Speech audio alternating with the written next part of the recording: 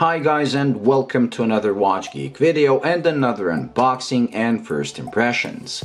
As you can see by this box, this is another Nove watch, and this is actually the third model that I'll be reviewing on my channel. The first one was this, which I called the poor man's Bulgari Octo Finissimo, and this watch has been snagged by my wife and she wore it for about a year now, or she's been wearing it for about a year now, and the watch has held up pretty well and she's very happy with it. The second one was that weird diver, which was the thinnest 200-meter water resistant watch in the world, with that open bezel click system where you can see the little locking springs and everything. And I also did a review on that, and that was pretty impressive and pretty original. This third one is their first automatic watch, so let's open it and see what it looks like. It's called the Modena, and it's actually inspired by exotic cars. So let's see, and I'm pretty sure it's gonna look unique because Nove does very unique designs, just like that one. Okay, so inside is another box. Let's move this away. It's a regular cardboard box, nothing special, but not bad. Let's take out. So you have some cards. Pretty cool. Let's open the box. Inside is like a travel pouch. Feels like leather, but it's probably fake leather, but feels nice nonetheless. We have a ziplock opening. And there we go. Over here we have another card that explains how the watch works. A cloth for wiping your watch, and the watch itself. So let's take it out. Now the Modena comes in three variants: a silver cased one, a blue cased one, and this blacked out one. I went with the blacked out one just for the sake of the change. I initially wanted the silver one, but since I already had one of these, I said let's take a look at the blacked out one. Now it's pretty wrapped up in this, so I'll come back once I unwrap it. And there we go. So let's take a closer look at this after it took me about 2 minutes to unwrap this, and this is everything that they use. So the watch was wrapped up pretty well. The watch, the bracelet, the clasp itself. So pretty good job. Now the watch itself does have the Nove DNA, especially the dial. If you look at this one and compare them, you can clearly see it's the same company, but the rest of the watch is pretty original. They still have that slim line, and this is 12.5 in thickness, although it looks like it's less because this is a 44mm watch. It comes with a sapphire crystal and automatic, first time for Nove, and it's actually the first time that I'm featuring this movement on my channel. This is a Swiss-made Ronda R150. Ronda is usually known for their quartz movements, but they introduced this movement in, I believe, 2016 or 2017, but it hasn't gained any traction in the watch world because this is like the first time that I'm seeing a smaller brand use them. Like I said, I've never featured them on my channel, so I am interested to see how this will perform. When it comes to the specs, it's pretty much identical to the ETA 2824, although it's not a direct replacement, so you cannot replace it directly if you have a ETA powered watch with this one. So it does have 40 hours of power reserve, hand winding, hacking, and it also beats away 28,800 BPH.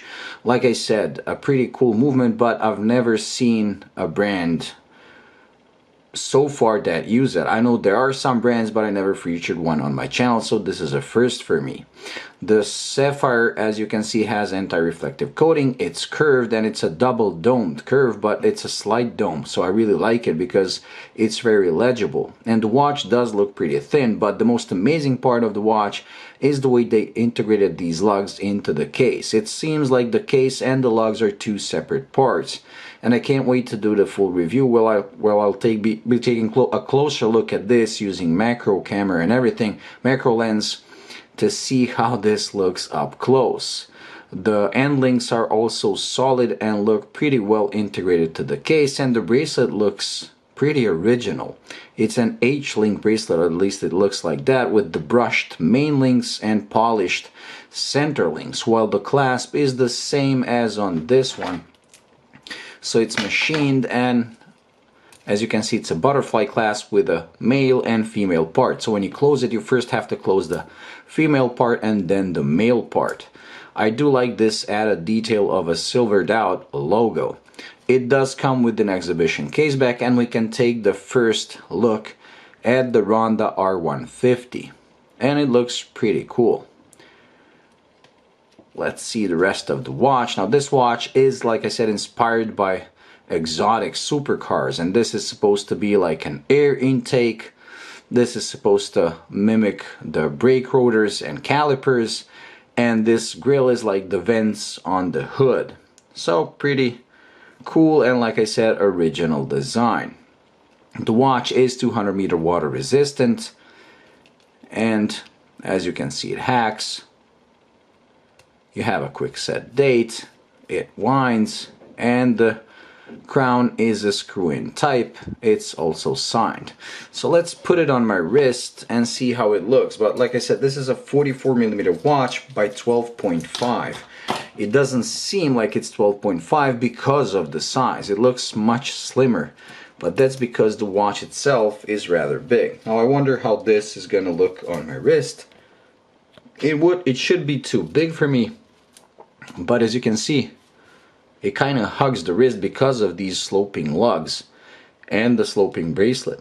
It actually looks pretty good, and it feels very nice on the wrist. It's not sized for me, but pretty cool. It is still too big for my taste, but I must admit, it looks very original. It doesn't look like anything on the market that I know of. If you know of any watch that looks like this, please leave a comment in the comment section, but to me, this looks rather original. Now, let's just test the lume, and we'll call it a day when it comes to this unboxing and first impressions, because a real review will follow in a couple of weeks after I spend some time with the watch. You know, these are going to cost $640, which is quite a lot, but then again, a Swiss-made automatic movement, pretty decent spec, and a very unique design. One thing they will be offering, at least that says on their webpage, is free engraving in that price. So if you want to gift it to someone, you can put an engraving on it.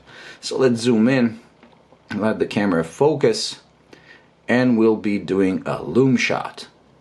Okay, time to turn off the lights.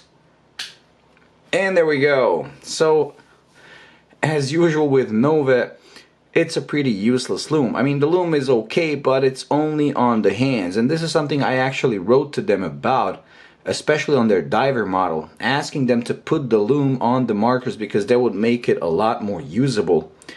But they kind of refused to do that. They find these dimples to be their signature design, and although they look cool in person, and especially on their macro, when I was doing a macro of this, these were very well polished and they looked amazing. They were like mirror finished. You could see everything, or all the reflections in them, but in the dark they're pretty much useless. On these types of watches it's okay, but I wish they reintroduced their diver using a lumed, actual lume on the hour markers. Anyways, that's it. So a pretty cool and original looking watch that I'll be doing a full review of, and then we'll see how it actually looks under macro and how it feels after a couple of weeks of wear.